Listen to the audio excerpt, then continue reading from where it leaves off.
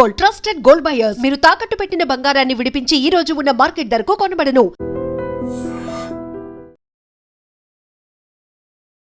నమస్తే, welcome to I dream inside politics with కవిత.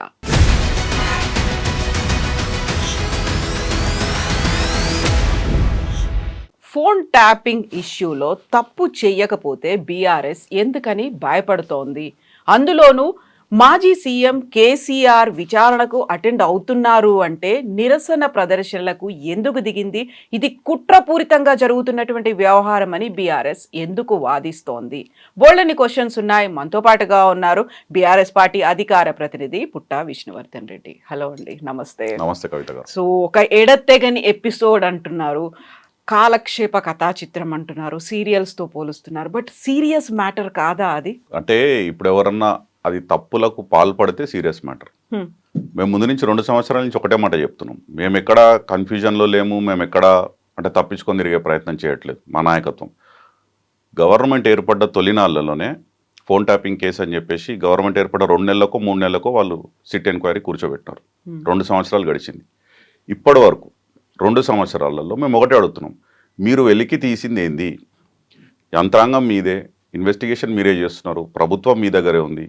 2 సంవత్సరాలలో ఇప్పటి వరకు సింగిల్ అయోటా ఆఫ్ ఎవిడెన్స్, కేవలం మీడియా లీకులు, ఈ సోషల్ మీడియాలో తమ్నేళ్ళు, సీఎంఓ ఆఫీస్ నుంచే వాట్సాప్ గ్రూప్ ద్వారా అక్కడ సిట్ ఎంక్వైరీ జరుగుతుంటే మీడియాలో ఇట్లాంటి కథనాలు నడిపండి అని చెప్పి లీకులు ఇచ్చుకుంటూ కేవలం మీడియా ట్రయల్ జరిగింది తప్ప ప్రజాక్షేత్రంలో పబ్లిక్ డొమైన్లో ఇప్పటి వరకు ఒక్క ఎవిడెన్స్ అధికారికంగా అథారిటేటివ్గా ప్రభుత్వంలో ఉన్నటువంటి బాధ్యత గల ఎవరన్నా మంత్రి ఒకరు బయటకు వచ్చి ప్రెస్ మీట్ పెట్టి చెప్పినరా? చెప్పలేదు. అధికారులు కూడా ఇప్పటివరకు చెప్పలేదు. ఇన్ఫ్యాక్ట్ లాస్ట్ ఇయర్ హిందూలో కూడా దినపత్రిక, అది very popular national news paper, హిందూలో ఒక ఆర్టికల్ వచ్చింది, వారు పబ్లిష్ చేసినారు, no eavesdropping in phone tapping case అని చెప్పి వాళ్ళు రాసినారు. అంటే మాకున్న సోర్సెస్ ద్వారా ఎవరైతే అధికారులు ఇన్వెస్టిగేట్ చేస్తున్నారో వాళ్ళ త్రూ మేము తెలుసుకున్నది అంటే ఇప్పటి వరకు ఎట్లాంటి నటులది కానీ ఎవరిది కానీ ఫోన్ ట్యాప్ అయినట్టు ఎట్లాంటి ఆధారాలు దొరకలేదు అని చెప్పి వాళ్ళు కూడా చెప్పినారు. అన్ని లీకులే తప్ప నేను అనేది ఒకటి, ఇప్పుడు వాళ్ళు మీడియాలో మేము ఒకటే దృష్టి మరలించే ప్రయత్నము అంటే ప్రజలకు దీంతో ఏమన్నా ఒరుగుతుందా? ప్రజలకు ఏమన్నా లాభం జరుగుతుందా ఈ ఫోన్ ట్యాపింగ్ కేసు ద్వారా? అంటే అక్కడ చాలా కీలకంగా భార్యాభర్తల ఫోన్లు కూడా విన్నారు అనేటువంటి మాట. అదే ఎవరు ఆ భార్యాభర్త ఎవరు? ఎవరు అంటే 6,000 కాంటాక్ట్లు ఉన్నాయి. ఎందుకు కంప్లైంట్ చేయలేదు?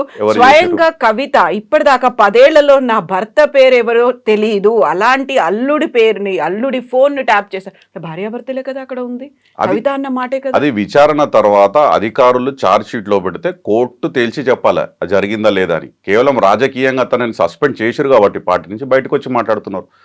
తను ఆల్మోస్ట్ 10 సంవత్సరాలు ప్రభుత్వంలో అంటే బీఆర్ఎస్ పార్టీలోనే ఉంది కదా, అప్పుడు ఎందుకు మాట్లాడలేదు? ఇప్పుడు సస్పెండ్ అయినాక బయటకు వచ్చి మీరు నోరు నొక్కారు, మీరు మాట్లాడనివ్వలేదు కదా. ఎవరు నొక్కుతారండి మీరు చెప్పండి? బీఆర్ఎస్ పార్టీలో ఎవరన్నా నోరు నొక్కగలుగుతారా కవిత గారు? యాక్చువల్గా కేసీఆర్ కూతురు అయినప్పటికీ కేసీఆర్ దగ్గరికి వెళ్లకుండానే బోల్డ్ అని బ్యారియర్స్ ఉన్నాయి, అక్కడ అడ్డంకులు ఉన్నాయి కాబట్టే తను ఏమనుకుందో తను చెప్పలేకపోయింది. అందులో ఎన్ని లోపాలు, అవకతవకలు, కుంభకోణాలు, అక్రమాలు ఇవన్నీ జరిగినప్పటికీ అనేదే కదా. లేదు, తనే చెప్పింది కదా ఇంటర్వ్యూస్లో, తనే చెప్పినారు. నాకు మా తండ్రితోని ఆ ఓపెన్నెస్ ఉండేది, నేను ఎప్పుడంటే అప్పుడు వెళ్ళి వారితో చర్చించేదాన్ని, నేను ఉత్తరాలు రాసేదాన్ని, మా మధ్యలో అది కమ్యూనికేషన్ అనేది ఓపెన్గా ఉండే అని తనే చెప్పినారు. చెప్పలేదని ఏం చెప్పలేదు, తను చెప్పినామని చెప్పినారు. కానీ చెప్పిన దానికి మరి రియాక్షన్ ఏమన్నా ఉన్నదా లేదా, ఏమన్నారు, ఏమన్నా చర్యలు తీసుకున్నారా లేదా అనేది వారు చెప్పాలి. అంతర్గతంగా ఇద్దరు వ్యక్తుల మధ్యలో జరిగిందా లేదా అనేది మనకెట్లా తెలుస్తుంది? అంటే తాను ఇప్పుడు పార్టీల నుంచి బయటికి వెళ్ళిపోయింది కాబట్టి సొంతగా తెలంగాణ జాగృతి పేరు మీద వారు రాజకీయంగా వారి ప్రస్థానం వాళ్ళు మొదలుపెట్టారు కాబట్టి మమ్మల్ని పొలిటికల్ ఆపోనెంట్గానే చూస్తున్నారు. సో వారికి కాంగ్రెస్ బీజేపీ ఎట్లా కనబడుతున్నారో ప్రాబ్లం బీఆర్ఎస్ పార్టీ కూడా అట్లా కనబడుతుంది. కాబట్టి ఇవన్నీ రాజకీయ విమర్శలాగానే చూడాల్సి వస్తుంది. కాంగ్రెస్, బీజేపీ, కవిత వీళ్ళని పక్కన పెడితే పబ్లిక్ ఏది అనుకోవట్లేదా? ఏం జరిగింది, అసలు ఏం చేసింది బీఆర్ఎస్ ప్రభుత్వం? 2 టర్మ్స్ 10 ఏళ్ల పాటు జరిగినటువంటి ఈ ఫోన్ ట్యాపింగ్ క్యూరియాసిటీ లేదా? యాక్చువల్గా వాళ్ళకి డౌట్స్ ఏం రావట్లేదా? ప్రజలకి తెలుసుకోవాలనుకోవట్లేదా? ప్రజలు ఏమనుకుంటున్నారంటే గత కేసీఆర్ ప్రభుత్వమే బాగుండే, కేసీఆర్ గారి నాయకత్వంలో ఏదైతే 9.5 సంవత్సరాల్లో తెలంగాణ అభివృద్ధి చెందిందో ఏ రంగమన్నా తీసుకోండి, యు టేక్ అ మెట్రిక్, నేను చెప్పడం కాదు, అంటే నీతి ఆయోగ్ లాంటి సంస్థలు, ఫైనాన్స్ కమిషన్ లాంటి సంస్థలు, ఆర్బీఐ లాంటి సంస్థలు కితాబులు ఇచ్చినాయి, అంతర్జాతీయంగా కూడా అవార్డులు వచ్చినాయి. అది వ్యవసాయ రంగం తీసుకోండి, విద్యుత్ తీసుకోండి, తాగునీరు తీసుకోండి, సాగునీరు తీసుకోండి, సంక్షేమం తీసుకోండి. అంటే 2014 ముందు తెలంగాణ ఎట్లాంటి పరిస్థితుల్లో ఉండే, 2023కు ఎట్లా మారింది, అంటే ప్రజల జీవితాలు ఎంత బాగుపడ్డాయి, ఎంత మెరుగైనాయి అనే దానికి సూచికలే చెప్తాయి కదా. అంటే ప్రజల అనుభవంలో ఉంది, అంటే మేం చెప్పడం కాదు, ఈ సంస్థలు రిపోర్ట్లు ఇవ్వడం కాదు, ప్రజల అనుభవంలో ఉంది. ఈరోజు ఎవరన్నా కదిలించి అడగండి, ఎవరన్నా కామన్ మ్యాన్ని మైక్ పెట్టి అడిగితే కేసీఆరే మళ్ళీ కావాలి, గత ప్రభుత్వం బాగుండే, కాంగ్రెస్ గవర్నమెంట్ అట్టర్ ఫెయిల్యూర్ అని చెప్తున్నాం. ఇప్పుడు మీ ప్రభుత్వం చాలా బాగుంది అనుకున్నప్పుడు వచ్చినటువంటి అలిగేషన్స్ ఉన్నాయి. ఒక ఎడతెగకుండా 2 ఏళ్ల నుంచి కొనసాగుతోంది అనుకున్నప్పుడు పోలీస్ ఆఫీసర్లని అరెస్ట్ చేశారు. వాళ్ళు ఇప్పటికీ జైల్లో ఉన్నారు, బెయిల్ మీద కూడా బయటికి రాలేదు. ఆ తర్వాత అక్కడ వాళ్ళు ఇచ్చినటువంటి ఇన్ఫర్మేషన్ని బేస్ చేసుకుని ఒక పెద్ద ఆయన లెటర్లు రాసి ఇచ్చేవాళ్ళు, లేకుంటే నెంబర్స్ ఇచ్చేవాళ్ళు, ఒక బిగ్ బాస్ లాగా ఉన్నారు, ఆయన చెప్పినటువంటి ఆదేశాలే ఫాలో అవుతున్నారు.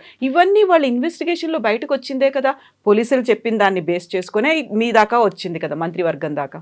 నేను అదే చెప్తున్నాను, ఇప్పటివరకు మీరు చెప్పిందంతా బేస్డ్ ఆన్ మీడియా ట్రయల్. అధికారికంగా ప్రభుత్వం తరఫున ఎవరన్నా మంత్రి ప్రెస్ మీట్ పెట్టి చెప్పినరా, లేకపోతే ఇన్వెస్టిగేషన్ చేసే అధికారులు కానీ ఎవరైనా చెప్పిర్రా? ఎవ్వరూ ఎక్కడా చెప్పలేదు 2 సంవత్సరాల నుంచి. కేవలం ఇదే కాదు, మీరు ఏదైనా తీసుకోండి, కాళేశ్వరం కమిషన్ అంతే, ఏదో చెప్పినారు, పీసీ ఘోష్ కమిషన్ అన్నారు, 2 సంవత్సరాల డ్రామా నడిపించినారు, 2 సంవత్సరాల తర్వాత ఏం చేయలేక మేము సిబిఐకి చెప్తున్నాం అన్నారు. ఫార్ములా ఈ కేసు చూసుకోండి, ఫార్ములా ఈ కేసులో కూడా ఏదో జరిగిపోయింది, అక్కడ ఏమీ జరగలేదు. అంటే కరప్షనే జరిగినప్పుడు యాంటీ కరప్షన్ బ్యూరోని తీసుకొచ్చి కేసు పెట్టించడంలో మీకు అర్థమైపోతుంది అక్కడ political vendetta and political which అంటే. Other than that there is no agenda for this government. వాళ్ళ కేవలం ప్రజలు వాళ్ళ వైఫల్యాల గురించి, వాళ్ళు చేసే కుంభకోణాల గురించి మాట్లాడుకోకూడదని చెప్పి ప్రజల దృష్టిని మళ్లించే ప్రయత్నం చేస్తున్నారు. ఎప్పుడన్నా కుంభకోణం ఏదైనా పెద్దది బయటకు వచ్చినప్పుడల్లా ఒక సిరీస్, వెబ్ సిరీస్లో సీజన్ 1, సీజన్ 2, సీజన్ 3 లాగా రౌండ్ రాబిన్ ప్రాసెస్లో కొన్ని రోజులు సిట్టు, ఇది అయిపోయినా మళ్ళీ కొన్ని రోజుల తర్వాత ఫార్ములా ఎత్తుతారు, తర్వాత కొన్ని రోజుల తర్వాత కాళేశ్వరం ఎత్తుతారు. ఇదే తతంగం జరుగుతుంది. కానీ ఇప్పటివరకు there is no conclusive evidence that will say that ఎస్ తప్పు జరిగింది అక్కడ అని చెప్పి. మేము ఫెయిర్గా ఉన్నాం, చాలా క్లీన్గా ఉన్నాం, ఏ తప్పు చేయలేదు అనుకున్నప్పుడు, ఇప్పుడు మీ ప్రజాక్షేత్రంలో ఉన్నారు, ప్రజల కోసం చేస్తున్నారు అనుకున్నప్పుడు ఒక మచ్చ పడిందా, లేకుంటే ఒక మాట మీ మీద వచ్చింది, విచారణకు సిద్ధంగా ఉండకుండా ఎందుకని నిరసనలకు దిగాల్సినటువంటి అవసరం ఉంది?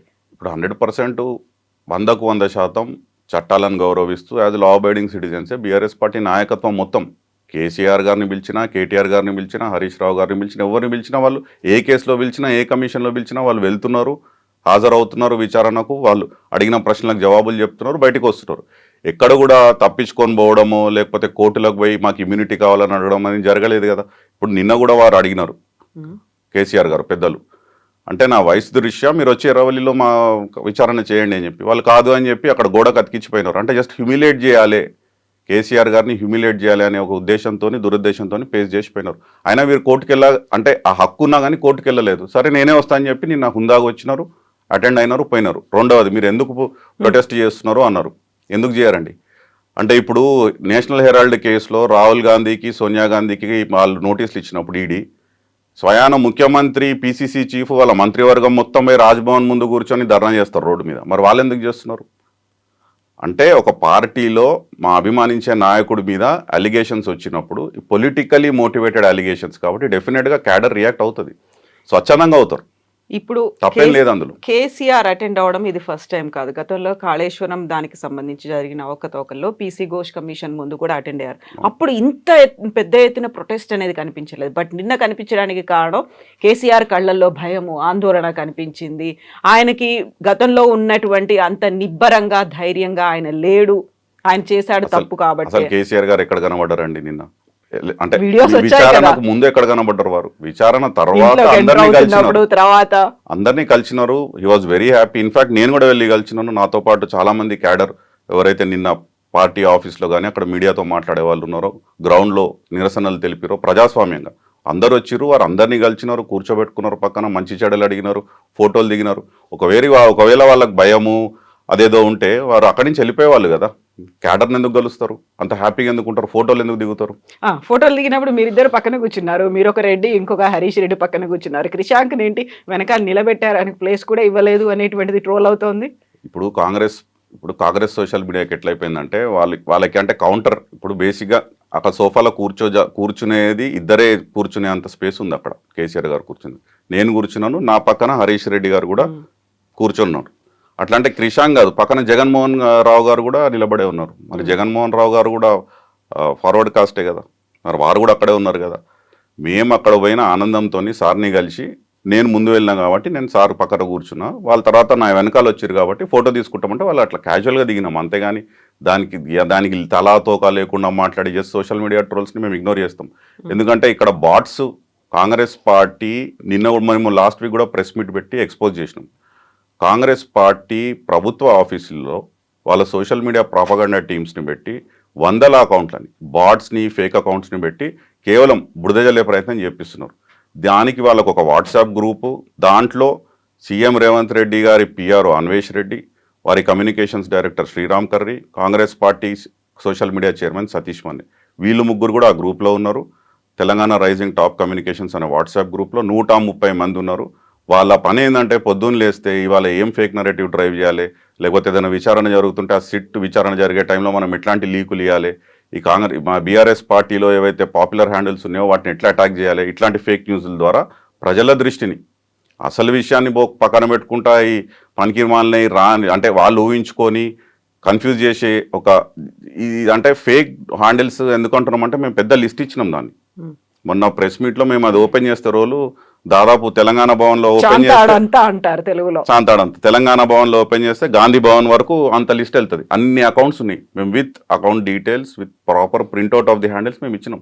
ఇవన్నీ 100 కోట్లు ఖర్చు పెట్టి వాళ్ళు ప్రభుత్వ ఆఫీసులో అంటే అధికార దుర్వినియోగం కూడా చేస్తున్నారు. మేము ఆధారాలతో చెప్పినాం. ఇక్కడ Hyderabad growth corridor limited HgCl office అయితే నానకరామ్ గూడలు ఉందో అక్కడ ఒక టీం నడిపిస్తున్నారు. అక్కడ 4-5 హ్యాండిల్స్తోని ఫేక్ ప్రచారము, క్యారెక్టర్ అసాసినేషన్. ముఖ్యంగా పొద్దున్న లేస్తే క్యారెక్టర్ అసాసినేషన్ చేయాలి, కేటీఆర్ గారి మీద హరీష్ రావు గారి మీద క్యారెక్టర్ అసాసినేషన్ చేయాలి, లేనిపోని చెప్పాలి, బురద జల్లాలి. అంటే ఈ 2 సంవత్సరాలలో మేము అడిగేది మీరు ప్రజలకు ఇచ్చిన హామీలు ఏమైనా అనేది క్వశ్చన్ చేస్తున్నాము. వాళ్ళు ఏవైతే చేయకూడని దురాగతాలు చేస్తున్నారో లగచర్ల కానీ, ఇటు మూసి విషయంలో కానీ, హైడ్రా విషయంలో కానీ బాధితులకు అండగా నిలుస్తున్నది బీఆర్ఎస్ పార్టీ. ప్రజల పక్షా నుండి ప్రజల సమస్యలపైన కొట్లాడుతున్నాం తప్ప కాంగ్రెస్ పార్టీ ఇచ్చిన హామీలను నిలదీసినందుకు దాన్ని తట్టుకోలేక దానికి జవాబు చెప్పలేక వాళ్ళ కుంభకోణాలు బయటపడుతుంటే సోషల్ మీడియాని వాళ్ళు ఇట్లా వాడుకుంటున్నారు. 5 గంటల పాటు జరిగింది సిట్ విచారణ కేసీఆర్తో. ఏం జరిగింది, ఏం మాట్లాడుకున్నారు? అది లీక్ అయితే బయటికి ఏం రాలేదు కదా, మీకేమైనా చెప్పారా? ఏమైంది, కేసీఆర్ దగ్గర నుంచి వచ్చిందా? ఎందుకు వస్తుందండి? ఏం లేదు. అసలు కేసు పసలేదండి. ఒకటి, we're very confident that this case will not stand in the court of law. మరి 5 hours ఏం చేసుకున్నారు, ఏం మాట్లాడారు అసలు లోపల? అది వాళ్ళు ఛార్జ్ షీట్ లో చెప్పాలి. ఏముంది, సజ్జనార్ గారు ఒక ట్వీట్ చేశారు, దట్ గాట్ కంక్లూడెడ్ అన్నారు. మిగతా ఏవైనా కానీ మళ్ళీ పిలిస్తే రావాలి అనేది హరీష్ కావచ్చు లేకుంటే కేటీఆర్ కి చెప్పింది, బట్ కేసీఆర్ కి మాత్రం దట్ గాట్ కంక్లూడెడ్ అనే మాట చెప్పారు. కంక్లూడెడ్ అనే అంటున్నారు వారు. ఇంకా అంటే police over reach, abuse of authority, political targeting చేసినారు ఆ ట్వీట్లో. ఈజ్ లిటరలీ అంటే అది అలీజ్డ్ కేసు అది, but is confirming that the కేసులో ఇల్లీగల్ ఫోన్ ట్యాపింగ్ అని వర్డ్ వాడినారు వాళ్ళు. ఇల్లీగల్ ఫోన్ ట్యాపింగ్ కేసులో కంక్లూడ్ అయింది విచారణ అని. ఇల్లీగల్ అని డిసైడ్ చేయడానికి సజ్జనార్ గారు ఎవరు? కోర్టు డిసైడ్ చేయాలి. కంప్లైంట్స్ వచ్చాయి, అది అలీజ్డ్ అంటే అలిగేషన్ మాత్రమే, మీ మీద ఉన్న ఆరోపణనే. అది ఆరోపణ అయినప్పుడు ఆయన అలీజ్డ్ ఫోన్ ట్యాపింగ్ కేసు అని రాయాలి. కానీ కమిషనర్ హోదాలో ఉన్నటువంటి వ్యక్తి వాళ్ళ కండక్ట్ సర్వీస్ రూల్స్ ఇవే చెప్తాయా? మీరు ట్వీట్లు చేయండి మీ అఫీషియల్ హ్యాండిల్స్ నుంచి, ట్రయల్ జరుగుతున్నప్పుడే మీరు డిసైడ్ చేసేసేయండి అక్కడ ఇల్లీగల్గా ఏదో జరిగింది అని చెప్పి. అంటే ఇదే చెప్తున్నాం మేము, abuse of power, political over targeting and police over reach. ఇది మంచి పద్ధతి కాదు. మేము ఒకటే చెప్తున్నాం సజ్జనార్ గారికి, సార్ మీకుంటే పొలిటికల్ ఆస్పిరేషన్స్ ఉండొచ్చు రిటైర్మెంట్ తర్వాత, మాకున్న సమాచారం మేరకు మీరు కర్ణాటకలో ఎంపీగా కంటెస్ట్ చేయాలనే కోరిక మీకు చిరనాటి కోరిక ఉంది, ఎప్పటి నుంచో ఉందని చెప్పి మాకు తెలిసిన సోర్సెస్ ద్వారా మాకు తెలిసింది. మీకు అట్లాంటిది ఏమైనా ఉంటే ఇప్పుడే వాలంటరీ రిటైర్మెంట్ తీసుకొని కాంగ్రెస్ కండువా కప్పుకొని మీరు రాజకీయ నాయకుడిగా మాట్లాడండి, తప్పులేదు. కానీ ఒక ఐపీఎస్ ఆఫీసర్ ఉండి, ఒక బాధ్యతాయుతమైనటువంటి పదవిలో ఉండి, హైదరాబాద్ సిటీ పోలీస్ కమిషనర్ ఉండి మీరు అట్లా అఫీషియల్ హ్యాండిల్స్ నుంచి ఆ రకంగా ట్వీట్ చేయడం అనేది ఇది ప్రజాస్వామ్యంలో మంచి పద్ధతి కాదు. మేము హోప్ చేస్తున్నాం కోర్ట్స్ కూడా probably will take a note of this. So Harish తర్వాత కేటీఆర్ విచారణ అయిపోయిన తర్వాత మీడియాతో మాట్లాడారు, ఎన్ని గంటల విచారణలో ఏం జరిగింది అనేది. ఎవ్రీవన్ ఎక్స్పెక్టింగ్ ఆ టైంలో కేసీఆర్ మాట్లాడతారని, మీ కార్యకర్తలు కావచ్చు, నాయకులు కావచ్చు, ఆయన భవన్కి వస్తారు అనేది. అలా సడన్గా మళ్ళీ ఎర్రవెల్లికి ఎందుకు వెళ్ళిపోయారు? ఏం జరిగింది అనేది ఎవరికి చెప్పలేదు. పోనీ ప్రజలు కార్యకర్తలకైనా చెప్పొచ్చు కదా. లేదు, వారు వస్తారని చెప్పినారు. మాకున్న ఇన్ఫర్మేషన్ అరౌండ్ 5:36కి అయిపోతుంది, అయిపోయాక వారు 7 o'clockకి భవన్కి వస్తారని చెప్పినారు. కానీ సిట్ ఆఫీసర్స్ వారు నందినగర్ నివాసం నుంచి వెళ్ళే వరకే 8 o'clock దాటి 8:15 ఏదో అయింది. సో అప్పటికే లేట్ అయిపోయింది కాబట్టి ఎవరైతే భవన్లో ఉన్నారో, ఎవరైతే కలవాలనుకుంటున్నారో వారినే స్వయంగా నందినగర్ ఇంటికి రమ్మని చెప్పి కేసీఆర్కి పిలిస్తేనే మేము అందరం వెళ్ళాం. వారి పిలుపు మేరకే మేము అందరం వెళ్ళాం. వారిటి వచ్చే బదులు మమ్మల్ని అటు రమ్మన్నారు. రమ్మన్నారు. ఏం చెప్పారు, ఏం జరిగింది అనేది అసలు వారు చాలా జోవియల్ గా ఉన్నారు. He's very healthy, we're happy to see him very healthy and happy. KCR గారు ఎన్ని చూడలేదండి ఉద్యమంలో, ఎంతమందిని చూడలేదు. ఇది కొత్త కాదు కదా వారికి. మీరు అన్నట్టు భయపడ్డారు, ముఖంలో ఏదో భయం కనిపించింది అనేది బుల్షిట్. అంటే మేము నమ్మం. ఎందుకంటే కేసీఆర్ గారు is a man of, is a steel, nerves of steel అంటారు కదా, ఉక్కు మనిషి. అంటే వారు చాలా చూసిన జీవితంలో ఆటుపోట్లను ఎదుర్కొన్నారు, పెద్ద పెద్ద నాయకులను ఎదుర్కొన్నారు, ప్రలోభాలను అంటే వారు చూసినారు. వాళ్ళంటే వారిని ఎట్లా ఇన్ఫ్లుయెన్స్ చేయాలి, ఎట్లా వారిని లొంగ తీసుకోవాలి, వారిని ఎట్లా కృంగదీయాలి అనేది మహానుభావులు, పెద్ద పెద్ద నాయకులు, సోకాల్డ్ నేషనల్ లెవెల్లో ఇంకా నెక్స్ట్ నేనే ప్రైమ్ మినిస్టర్ అనే అట్లాంటి వ్యక్తులు కూడా ఏమీ చేయలేకపోయినారు. అట్లాంటిది పసలేని తుపేల్ కేసులు, లొట్టపీస్ కేసులతోని కేసీఆర్ గారు భయపడతారంటే అది ఇక వారి కాంగ్రెస్ పార్టీ అమాయకత్వం. అది అసలు ఏం షేర్ చేసుకోలేదు, ఓన్లీ ఫోటోలకి మీతో కూర్చున్నారు, మాట్లాడారు, ఎలా ఉన్నారు, పలకరించారు, అయిపోయింది. బట్ అట్లీస్ట్ బడ్జెట్ గురించి అయినా మాట్లాడారు ఆయన. నిన్న జరిగినటువంటి బడ్జెట్, రెండు ప్రధానమైనటువంటి ఇన్సిడెంట్స్ ఆ సండే రోజే జరిగాయి. ఒకటి సిట్ ముందు కేసీఆర్ అటెండ్ అయ్యారు, ఆ తర్వాత కేంద్ర బడ్జెట్ అనేది వచ్చింది. అయితే సిట్ క్వశ్చనింగ్ రోజు నిన్న వారు సిట్ 3 o'clockకి క్వశ్చనింగ్ ఉండే. 3 o'clock వరకు కూడా నందినగర్లో మా పార్టీ వర్కింగ్ ప్రెసిడెంట్ కేటీఆర్ గారితో కానీ, హరీష్ రావు గారితో కానీ వారు మాట్లాడింది బడ్జెట్ గురించి అన్నట్టు. అసలు సిట్ గురించి వారు మాట్లాడలేదు. దాని పెద్ద సీరియస్ ఇష్యూగా కూడా వారు తీసుకోరు కేసీఆర్ గారు. వారు మాట్లాడింది బడ్జెట్ గురించే. బడ్జెట్లో తెలంగాణకి ఏమన్నా వచ్చిందా, తెలంగాణకి ఎట్లా అన్యాయం జరుగుతుంది, అసలు వాళ్ళు ఎందులో కేటాయించారు, రైతులకు ఏమన్నా లాభం జరుగుతుందా ఈ బడ్జెట్లో, ఈ ఇష్యూసే మాట్లాడారు తప్ప ఎక్కడ కూడా సీటు గురించి, ఫోన్ ట్యాపింగ్ గురించి వాళ్ళు అసలు చర్చ చేసుకోలేదు, పట్టించుకోలేదు. బట్ ఆ వివరాలైనా మాట్లాడాల్సి ఉండే కదా. సిట్ గురించో లేకుంటే ఫోన్ ట్యాపింగ్ గురించో పట్టించుకోకపోయినప్పటికీ కూడా ఒక అఫీషియల్గా ఒక వాయిస్, గతంలో ఎలా అయితే ఫైట్ చేశారో, ఒక వివక్ష ఉంది అనేటువంటి మాట చెప్పారు, లేకుంటే మనకు కావాల్సినటువంటి కేటాయింపులు కావచ్చు, బకాయిలు కావచ్చు, ప్రాజెక్టులు కావచ్చు, వీటన్నిటి గురించి మాట్లాడారు. కాళేశ్వరంకి జాతీయ హోదా అన్నారు. వీటన్నిటి గురించి ప్రశ్నించాలి, వీటన్నిటి గురించి అడగాలి. అదేదీ లేకుండా మళ్ళీ సైలెంట్గా ఎలా వచ్చారో అలా వెళ్ళిపోయారు. నిన్న మా వర్కింగ్ ప్రెసిడెంట్ కేటీఆర్ గారు ప్రెస్ కాన్ఫరెన్స్ చేసినారు కదా నైట్. కేసీఆర్ గారు వెళ్ళిపోయినాక వారు చెప్పినారు ఇది అన్యాయం జరిగింది బడ్జెట్లో. వారు అసలు ఈ బడ్జెట్లో తెలంగాణ పేరు కూడా తీయకపోవడం, తెలంగాణ పట్ల గత 12 సంవత్సరాల నుంచి భారతీయ జనతా పార్టీ ప్రభుత్వం ఏదైతే వివక్ష చూపిస్తుందో, స్టెప్ మదర్లీ ట్రీట్మెంట్ చూపిస్తుందో సేమ్ అదే కంటిన్యూ అయింది. దీన్ని డెఫినెట్గా మేము ఎండగడతాం. +8 నార్మల్గా 8+8 16. కానీ తెలంగాణలో దురదృష్టం ఏంటంటే 8+8 0. 8 మంది కాంగ్రెస్ ఎంపీలు, 8 మంది బీజేపీ ఎంపీలు. కానీ తెచ్చింది తెలంగాణకి ₹1 లేదు. రెండవది, రేవంత్ రెడ్డి గారు పొద్దున్న లేస్తే ఎక్కే విమానం, దిగే విమానం దాదాపుగా 60 సార్లు ఢిల్లీకి చక్కర్లు కొట్టారు 2 సంవత్సరాలలో. ఇన్నిసార్లు ఎందుకు చక్కర్లు కొడుతున్నారో అని అడిగితే బడేబాయ్ దగ్గర పోతున్నా, తెలంగాణ కోసం పోతున్నా అని చెప్పి మాట్లాడతారు. కానీ అక్కడికి పోయేది ఎందుకు? ఢిల్లీకి ముడుపులు సమర్పించుకోవడానికి, లేకపోతే వారికి ఉన్నటువంటి వ్యక్తిగత కేసుల గురించి అక్కడ పోయి రాజీ పడడానికి ఢిల్లీకి పోతున్నారు, వస్తున్నారు, అందరికి తెలుసు. కాకపోతే తెలంగాణ ప్రజలకు ఏదో నేను తెలంగాణ కోసం పోతున్నా అనే ఒక బిల్డప్ ఇచ్చడమే తప్ప ఈరోజు తేటతెల్లం అయిపోయింది కదా. మీరు ఏం తేలేదు, మీరు పోయింది మీ వ్యక్తిగత అవసరాలకు, మీ ఢిల్లీకి మూటలు తీసుకోవడానికి మీరు ఢిల్లీకి పోతున్నారు, వస్తున్నారని నిన్న బడ్జెట్లో తేటతెల్లం అయిపోయింది. బట్ కేవలం తెలంగాణకి మాత్రమే కాదు కదా, దేశంలో ఏ రాష్ట్రాన్ని కూడా స్పెషల్గా బడ్జెట్ అలాట్ చేయలేదు. స్పెషల్గా ప్రోగ్రామ్సో లేకపోతే సరికొత్త ప్రాజెక్టులో ఏది అనౌన్స్ చేయలేదు. ఒక దేశం, ఒక యూనిట్, దేశం కోసమే కదా నిన్న వచ్చినటువంటి బడ్జెట్. ఇప్పటిదాకా అలాంటి బడ్జెట్ కనిపించలేదు అనేది కదా వినిపిస్తున్నది విశ్లేషణలు. మీరు గత 12 సంవత్సరాల్లో చూడండి, ఆ సంవత్సరంలో ఎన్నికలు ఏ రాష్ట్రంలో ఉంటే ఆ రాష్ట్రానికి సింహభాగం బడ్జెట్ కేటాయించారు. ఉత్తరప్రదేశ్లో 80,000 కోట్లు, అంతకుముందు బీహార్లో. నేను అదే చెప్తున్నాను, తమిళనాడుకి ఇవ్వలేదు కదా అలా. అయితే ఒకటి మీరనేది తమిళనాడు, మేమనేది ఏంటిదంటే 2014లోనే ఏపీ రీఆర్గనైజేషన్ యాక్ట్లో తెలంగాణకు హక్కుగా రాజ్యాంగబద్ధంగా చట్టబద్ధంగా రావాల్సినటువంటి as per the law that was made in parliament by statute తెలంగాణకు రావాల్సినవి ఇప్పటి వరకు కూడా సిద్ధించలేదు. అంటే 12 years అయినా కానీ కాలేదు. అంటే మీరు బడ్జెట్ పక్కన పెట్టండి, మనకు రాజ్యాంగబద్ధంగా రావాల్సింది అవి. స్టేట్ విడిపోయినప్పుడు ఇప్పుడు బయారంలో స్టీల్ ఫ్యాక్టరీ కానివ్వండి, కాజీపేటలో కోచ్ ఫ్యాక్టరీ కానివ్వండి, ఐఏఎం కానీ, అంటే ఇట్లాంటి మనకు రావాల్సినవి కూడా చట్టబద్ధంగా మనకు రావాల్సినవి కూడా రాలేదే. మరి దానికేమంటారు? అది వాళ్ళ మీద ఉన్నటువంటి కనీస బాధ్యత కదా. స్టేట్ స్ప్లిట్ అయినప్పుడు పార్లమెంట్లో హామీ ఇచ్చినప్పుడు దాన్ని నెరవేర్చాల్సిన అంటే 12 సంవత్సరాల్లో వాళ్ళకి ఒక్క సంవత్సరంలో కూడా బడ్జెట్లో పెట్టి అరే తెలంగాణకి ఇది ఇద్దాము, వాళ్ళకి మనం ఇచ్చేది ఉంది కేంద్ర ప్రభుత్వం తరఫున, ఎందుకు చేయలేకపోయినారు? అంటే వివక్ష అంటే మోదీ గారు ప్రధానమంత్రి అయిన తెలంగాణ ఏర్పడ్డ నాటి నుంచి వారు పార్లమెంట్ సాక్షిగా చాలాసార్లు విషం జిమ్మిండ్రు. తల్లిని చంపి బిడ్డను వేరు చేసిర్రని, చీకట్లో తెలంగాణ దర్వాజాలు బంద్ చేసి తెలంగాణని ఇచ్చిర్రు ప్రభుత్వం అని చెప్పి. అంటే వారికి ఆ తెలంగాణ ఏర్పడ్డ నాటి నుంచే వారికి చిన్న చూపు తెలంగాణ మీద, తెలంగాణ ప్రాంతం మీద.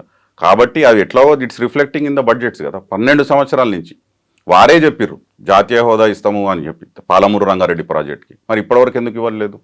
దాని మీద బీఆర్ఎస్ పోరాటం చేయదా? ఎందుకు చేయలేదు? మేము చేసినాం కదండి గతంలో. ఇప్పుడు కూడా ఈసారి అది 12 అనుకుంటే ఇప్పుడు వరుసగా దట్ ఈస్ కంటిన్యూయింగ్ కదా. దురదృష్టం ఏంటిదంటే ఎంపీలు ఇప్పుడు 8 మంది కాంగ్రెస్ ఎంపీలు, 8 మంది బీజేపీ ఎంపీలు ఉన్నారు. కాంగ్రెస్ వాళ్ళు బీజేపీ వాళ్ళు పోయి ధర్నా చేయాల్సింది ఢిల్లీలో. మీరు నేషనల్ ప్రాజెక్ట్ ఇస్తామన్నారు, మా ప్రాంతానికి పాలమూరు రంగారెడ్డికి నేషనల్ ప్రాజెక్ట్ ఎందుకు ఇవ్వట్లేదు అని చెప్పి. మేము ఇక్కడున్నాం, లోకల్గా చేస్తాం. మా రాజ్యసభ ఎంపీలు డెఫినెట్గా ఈ అన్యాయం పైన, ఈ వివక్ష పైన ఉన్న 4 రాజ్యసభ ఎంపీలు డెఫినెట్గా గలమెత్తుతారు, కేంద్ర ప్రభుత్వాన్ని ప్రశ్నిస్తారు. సో నెక్స్ట్ ఇది ఫోన్ ట్యాపింగ్ ఇష్యూ అనేది ఉంది. ఇది ఇంకా కంటిన్యూ అవుతున్నట్టు కనిపిస్తుంది. ఎప్పటికి మళ్ళీ ఎవరికి ఇస్తారో తెలియదు. బట్ మీరు కూడా కేవలం దాని మీదే ఫోకస్ పెట్టి జిల్లాల నుంచి అందరూ లీడర్స్ ఇక్కడికే వస్తున్నారు అనుకుంటే జిల్లాల్లో మీరు పోరాటాలు చేయండి అని చెప్పారు. బట్ దీనికి మించి ఇంకా చేయాల్సినటువంటి ఇష్యూస్, మీరు అసలు పసలేని కేసు అనుకున్నప్పుడు పబ్లిక్ కావాల్సినటువంటి సమస్యలు లేకుంటే వాళ్ళకు ఉన్నటువంటి కార్యక్రమాలు వాటి మీద ఫోకస్ పెట్టాలి కదా. నేను ఇప్పుడు ఈ కమిషన్లో ఎంక్వైరీలు ఏవైతే పెట్టినారో కాళేశ్వరం నుంచి మొదలు పెట్టుకొని, ఒకవేళ ఎవరన్నా ప్రాసిక్యూట్ చేయాల్సి వస్తే ముఖ్యమంత్రి రేవంత్ రెడ్డి గారిని ప్రాసిక్యూట్ చేయాలి. కాళేశ్వరం ప్రాజెక్టు గురించి నిన్నగాక మొన్న ఎకనామిక్ సర్వేలో వారు క్రిస్టల్ క్లియర్గా చెప్పినారు. 2014లో 1,30,00,000 ఎకరాల సాగు భూమి ఉన్నటువంటి తెలంగాణ 2023 నాటికి అది 2,20,00,000 ఎకరాలకు పెరిగింది. 90 లక్షల ఎకరాల కొత్త ఆయకట్టు తెలంగాణలో ఏర్పడ్డది, దానికి సాగునీరు అందింది అని చెప్పి ఎకనామిక్ సర్వే కేంద్ర ప్రభుత్వం రిలీజ్ చేసినటువంటి రిపోర్ట్లో ఉంది. దానికి ముఖ్య కారణం Kaleshwaram project number 1, mission Kakatiya number 2 వారు చెప్పినారు కదా అందులో.